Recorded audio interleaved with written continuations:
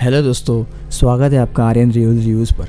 आज हम बात करने वाले हैं नेटफ्लिक्स पर अभी रिलीज हुई एक सुपर कूल और इंटरेस्टिंग के ड्रामा सीरीज के बारे में, द वंडरफुल्स। हाँ, बिल्कुल सही सुना। नाम सुन के थोड़ा वियर्ड लगा होगा ना, बट बिलीव मी, ये सीरीज आपको सोचने पर मजबूर करेगी, हंसाएगी भी और इमोशनल भी करेगी। अगर आप सुपर हीरोज के फैन हो और थोड़ा हटके चाहते हो कुछ देखना, तो ये सीरीज आपको जरूर देखना चाहिए। ये सीरीज आपके लिए परफेक्ट है। तो चलिए शुरू करते हैं आज का रिव्यू। द वंडरफुल की स्टोरी स्टार्ट होती है 1999 में। KY2 पैनिक का माहौल था। योंगसोंग सिटी में कुछ मिसफिट्स है। एक हार्ट पेशेंट योंगची, एक सिटी एम्प्लॉय ली जिसके पास ऑलरेडी पावर्स है, एक फैमिली मैन योंग और शाय रेस्टोरेंट वर्कर कैंग। इन सबका कनेक्शन एक टॉक्सिक वेस्ट डम से है और फिर इसी डम से इन तीनों को अलग अलग पावर्स मिलती है। एकदम यूनिक कॉन्सेप्ट है ना। इस सीरीज में कॉमेडी, एक्शन, ड्रामा और थोड़ा रोमांस का परफेक्ट ब्लेंड है। कैसे मिलती है इन्हें पावर्स और उन पावर्स का ये क्या क्या करते हैं, ये देखना ही बहुत इंटरेस्टिंग बात है। कैरेक्टर ही सीरीज की जान है। योंग चेंग जो एक हार्ट पेशेंट होने के बावजूद लाइफ को फुल ऑन एंजॉय करती है, उसे लोग ट्रेन वेक भी बोलते हैं। उसकी एनर्जी और स्पिरिट बहुत कॉन्टेजियस है।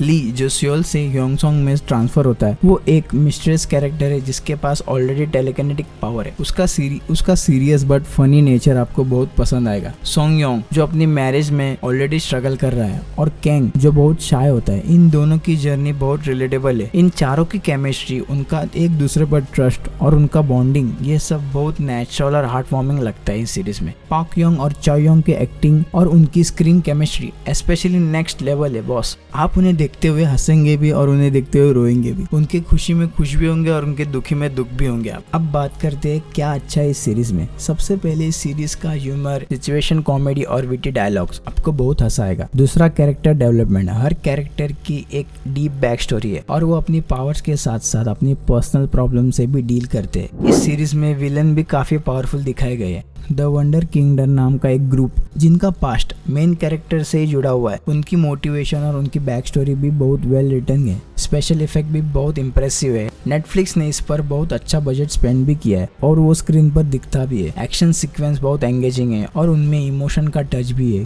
के ड्रामा के स्टाइल में सुपर हीरो स्टोरी देखना एक फ्रेश एक्सपीरियंस है। ये सीरीज आपको पूरी तरह से एंगेज कर लेगी और अब अगले एपिसोड का बहुत एक्साइटमेंट से वेट करोगे। अब कुछ माइनर पॉइंट्स। सीरीज की स्टार्टिंग में थोड़ी पेसिंग स्लो लगती है क्योंकि कैरेक्टर का इंट्रोडक्शन, उनकी बैक स्टोरी बिल्ड करने में थोड़ा टाइम लगता है। बट एक बार आप जब इस दुनिया में घुस जाते हो ना, तो आपको आगे क्या होगा इसकी क्यूरियोसिटी होती है। कुछ प्लॉट कोइंसिडेंस है बट वो स्टोरी को खराब नहीं करते। उनकी वजह से स्टोरी में ट्विस्ट और टर्न्स आते हैं। ओवरऑल ये सब बातें सीरीज के चार्म का पार्ट है। तो द वंडरफुल्स ये सीरीज एक मस्ट वॉच है। अगर आप एक लाइट हार्टेड इमोशंस और एक्शन पैक के ड्रामा ढूंढ रहे हो, तो ये सीरीज आपके लिए परफेक्ट है। ये आपको हंसाएगी भी, रुलाएगी भी और सोचने पर मजबूर भी करेगी। सुपर हीरो जॉनरा पर ये एक बिल्कुल फ्रेश टेक है। मैं इस सीरीज को डेफिनेटली रिकमेंड करूंगा आपको देखने के लिए। आपको ये रिव्यू कैसा लगा मुझे कमेंट में जरूर बताना। और हाँ, अगर आप चाहते हो कि मैं इस सीरीज का पूरा डिटेल एक्सप्लेनेशन लेकर आऊं, तो कमेंट में जरूर बताना, मैं जरूर लेकर आऊंगा। तो उसे मिस ना करने के लिए आर्यन रियल रिव्यूज को लाइक करो, अपने फ्रेंड के साथ शेयर करो और सब्सक्राइब करना मत भूलना। बेल आइकन भी प्रेस कर देना। जब मैं नई वीडियो डालूंगा आपको नोटिफिकेशन मिल जाएगी। मिलते हैं अगले वीडियो में। Till then keep watching, keep reviewing, bye.